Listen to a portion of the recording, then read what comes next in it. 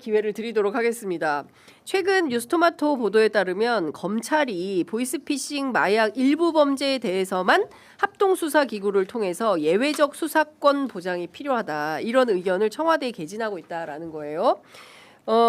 형사법 예외 조항을 둬가지고 수사 역량의 공백을 막아야 한다라는 순수한 뜻으로 이해해야 됩니까? 뭐 말 같지 않은 소리 하고 있어. 아니 수사혁명의 공백이 그렇게 아쉬우면 본인들이 가면 돼요.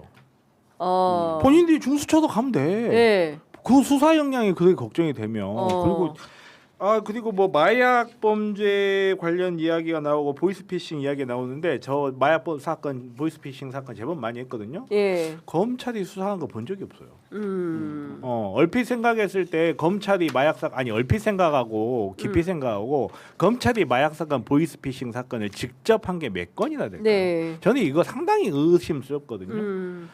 하다 보면 대부분 경찰 단계에서 끝이 나고 경찰이 수사해온 거 검찰이 기소 여부 판단해서 넘기는 정도로 끝나지 검찰이 뭐 보이스피싱 범죄라든지 마약 범죄에 대해서 수사적 전문성이 있다. 저는 이거부터가 거짓말이라고 생각해요. 사실이 아니라고 봅니다. 그러니까 지금 검찰이 합동수사기구 설치와 관련해서 예외적 수사권 인정이 필요하다고 보는 분야가 마약, 보이스피싱, 금융증권, 기술 유출, 그다음에 공정거래 범죄입니다. 다 가져가겠다는 거죠.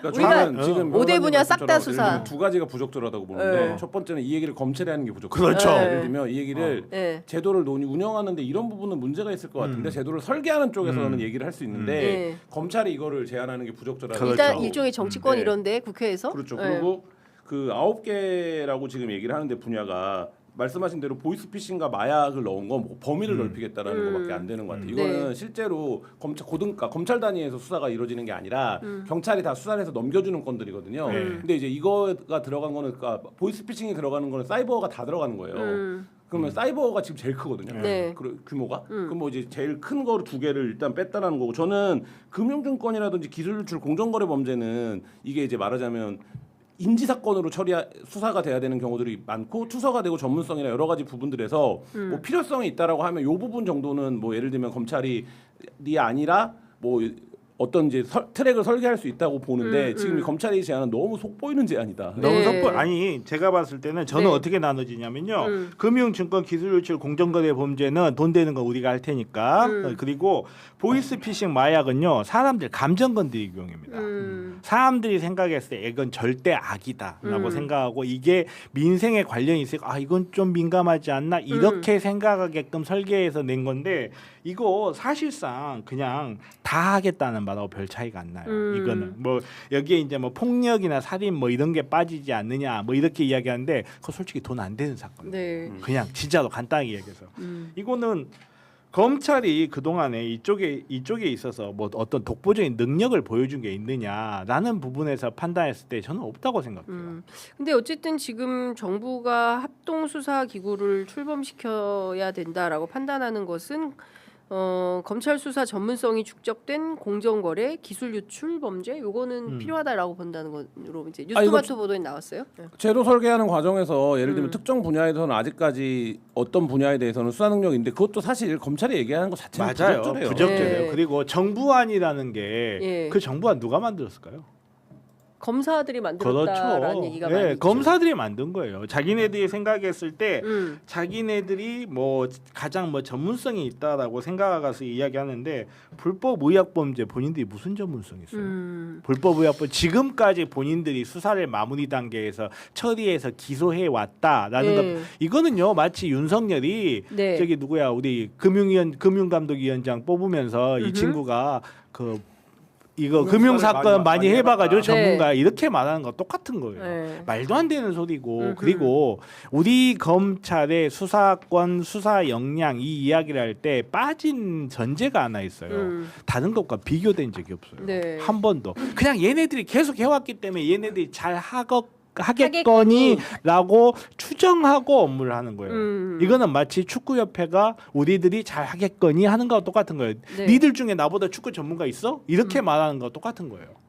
그러니까 이미 에러가 입증된 조직, 문제가 있다라는 게 입증이 됐고 연성대란에 성공한 조직이에요. 이 조직을 기존에 있던 거 어떻게든 좀 써먹어봐야 되지 않을까라고 생각하는 것 자체가 잘못된 생각이에요. 근데 이제 이게 검찰이 치고 들어오는 타이밍이 보면 지금 민주당의 전당대회 때문에 여러 가지로 그거 이렇게 정신이 분산되어 있고 그다음에 이거를 바로 하자라고 주장은 하지만 지금 형사소송법 개정 이후에 그러면 어떤 제도들을 어떻게 재배치하고 재배열할 건지에 대한 논의 사실상 안 이루어지고 있는 상황에서 딱 이 카드를 정부에 내는 거는 검찰의 어떤 타이밍 의도가 너무나 있는 거죠. 명백한 의도가 있다. 이제 이런 비판 주셨습니다. 이렇기 때문에 아마도 검찰의 그 보안 수사권은 국물도 없을 것 같다. 정말로 네. 이제 최근에 기사들이 마구 나옵니다. 그 경찰들이 잘못한 뭔가 기사들이 많이 나와요. 예.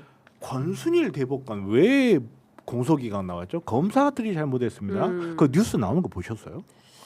안 나와요. 권순일 대법관이 검찰을 비판했다. 요거 한 줄 딱 나오고 안 나와요. 그리고 뭐 최근에는 1심에서 무죄가 나온 게 2심에서 유죄가 나왔다. 경찰이 잘못했다. 이렇게 나오는데 그럼 검사는 뭐 했어요? 도대체? 아니 근데 이거를 검사 출신의 정치인들이 이미 예고한 바 있어요. 맞아요. 수사권 얘기가 임박하면 반드시 나와요. 검찰이 수사를 잘못해가지고 잘못된 이제 사례들이 쭉 나올 거다. 최근에 정점을 이루고 있는 사건 중에 하나가 그 광주의 살인 사건이 있었잖아요. 아버지가 증거를 은닉했다. 뭐 경찰 아버지가 증거 이거 가지고 요즘 바람잡이 열심히 하고 있잖아요. 네, 그 얘기 세게 나오고 있어요. 물론 그러면 안 되죠. 물론 그러면 안 되는데 시간과 장소에 접착돼 있지 않은 아들 집에 있던 그 성인 인형이 결정적 증거를 은닉했다라는 식으로 가는 거는 사실은 굉장히 무리한 연결이거든요. 근데 그걸 연결해 가지고 뭐 강간살인인데 살인으로 뭐 입증을 방해했다 이런 식으로 나와요. 이런 식으로 나오는데 그리고 뭐 일부 언론에서는 친족 상도례가 우리나라만 있니 없니 막 하는데 그것도 거짓말이에요. 대륙법계 국가에서는 친족 상도례 거의 다 있습니다. 그리고 이게 과연 중요한 증거의 은닉이냐? 물론 그걸 잘했다라고 하는 게 아니에요. 잘했다라고 하는 게 아닌데 그게 마치 어마어마하게 중요한 증거인 양 이야기하는데 사실 그 범인은 본인에게 맞는 범죄 혐의로서 기소돼서 지금 재판 중에 있어요. 근데 이제 와서 마치 경찰 출신의 큰 무슨 비리가 있는 것처럼 이야기를 하는데 사실 약산 살인 사건 진범을 잡고도 그냥 놔준 검찰들이 할 말 아니거든요. 그러니까 이제 서로 이런 건데 관련해서 이제 정성호 법무장관이 이 증거인멸죄에서 친족 특례 조항 이것을 개선해야 된다라는 얘기가 나오는 것 같습니다. 그러니까 말씀 주신 대로 어제 오늘 사이에 그 광주 여고생 살해 장윤기 그 물품과 관련해서 현직 경찰의 고위직인 아버지가